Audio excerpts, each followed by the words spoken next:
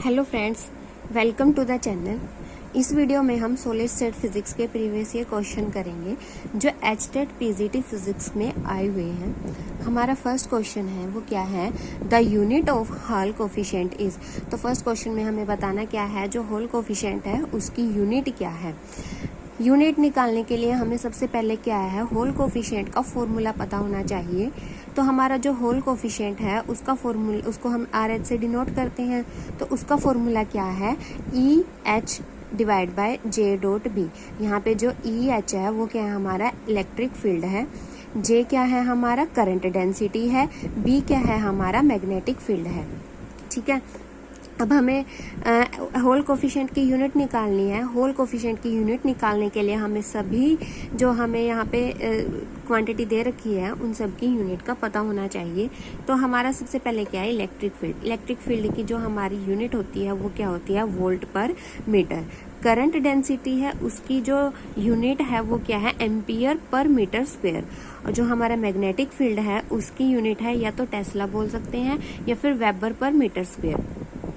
तो हमारी जो होल कोफिशिएंट है उसकी यूनिट क्या बन जाएगी, इलेक्ट्रिक फील्ड की यूनिट रख देंगे वोल्ट पर मीटर, और जो करंट डेंसिटी है उसकी ampere per metre square, into magnetic field है उसकी जो यूनिट है वो क्या है, वेबर पर मीटर स्क्वायर। जब हम इसको सोल्व करेंगे तो हमारी यूनिट आएगी volt meter cube ampere inverse weber inverse. तो जो हमारा होल कोफिशिएंट है उसकी यूनिट क्या है, volt meter cube ampere inverse weber inverse. तो हमारा ऑप्शन ए इज राइट।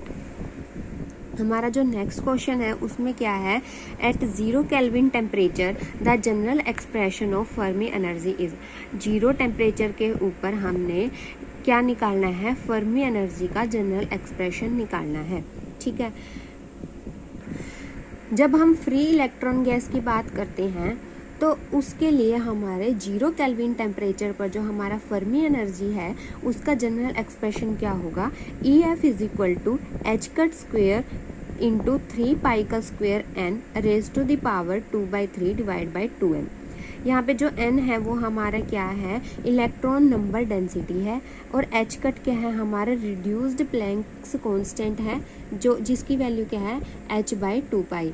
मतलब इसको अगर हम सोल्व करें तो इसकी वैल्यू क्या है हमारे पास 1.054 इंटू 10⁻⁻34 जूल सेकेंड। और जो m क्या है हमारे पास, मास ऑफ इलेक्ट्रॉन है। अब हमें पता है जो मास ऑफ इलेक्ट्रॉन है वो कितना होता है, 9.109 इंटू 10⁻31 के।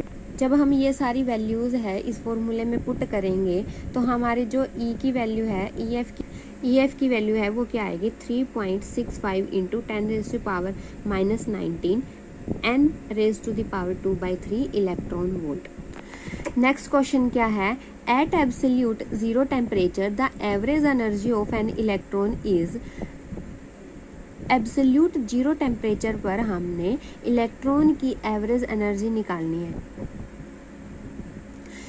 अब हमें पता है जब हमारा एब्सोल्यूट 0 टेम्परेचर होता है तो इलेक्ट्रॉन है वो कहाँ तक फिल होते हैं, हमारे फर्मी एनर्जी लेवल तक। जब हमने एवरेज एनर्जी निकालनी है इलेक्ट्रॉन की तो हम कैसे निकाल लेंगे, हम इंटीग्रेशन करेंगे किसका, product of the density of the state and the energy density of state का और एनर्जी का जब हम प्रोडक्ट करेंगे और उसको हम डिवाइड किससे करेंगे, टोटल नंबर ऑफ इलेक्ट्रॉन से, तो हमारे क्या निकल आएगी, एवरेज एनर्जी ऑफ इलेक्ट्रॉन। सबसे पहले हमारे पास जो डेंसिटी है फ्री इलेक्ट्रॉन की वो किसके प्रोपोर्शनल है, √E के या फिर e⁻²। तो GE है वो हमारी क्या है, डेंसिटी ऑफ स्टेट, वो किसके प्रोपोर्शनल है, e⁻² प्रोपोर्शनैलिटी का अगर हम साइन हटाते हैं तो वहाँ पर क्या आ जाएगा, हमारा C कांस्टेंट।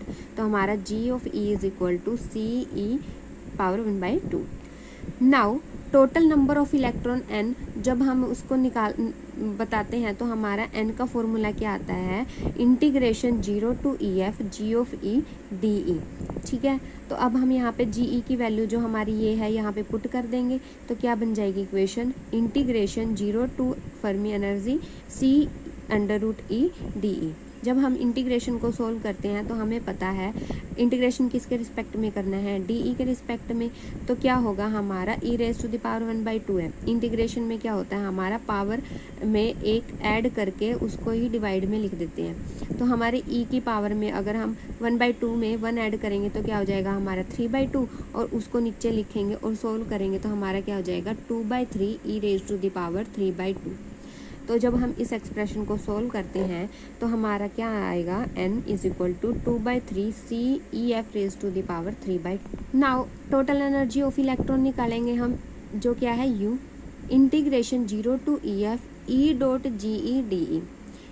अब जी ई की वैल्यू क्या थी, c√e पुट कर देंगे यहाँ पे, और इसको जब सोल्व करेंगे हम इंटीग्रेशन को 3 e की पावर 3/2 है, इंटीग्रेशन करेंगे पावर में +1 होके क्या बन जाएगा ये 5/2, और उस 5/2 को डिवाइड में भी लिख देंगे, इंटीग्रेशन में यही होता है। तो जब हम इस एक्सप्रेशन को सोल्व करेंगे तो u की वैल्यू क्या आएगी हमारी, u is equal to c into 2/5 E F raise to the power 5/2। Average energy, average कैसे निकालेंगे हम, टोटल एनर्जी को टोटल नंबर ऑफ इलेक्ट्रॉन से डिवाइड कर देंगे। तो हमारी जो टोटल एनर्जी है वो कितनी है 2/5 c E F raise to the power 5/2, और जो टोटल नंबर ऑफ इलेक्ट्रॉन्स हैं हमारे वो कितने हैं 2/3 c E F raise to the power 3/2। जब हम इस एक्सप्रेशन को सोल्व करते हैं तो हमारे पास क्या आएगा 3/5 e/f, जो हमारा क्या है आंसर है।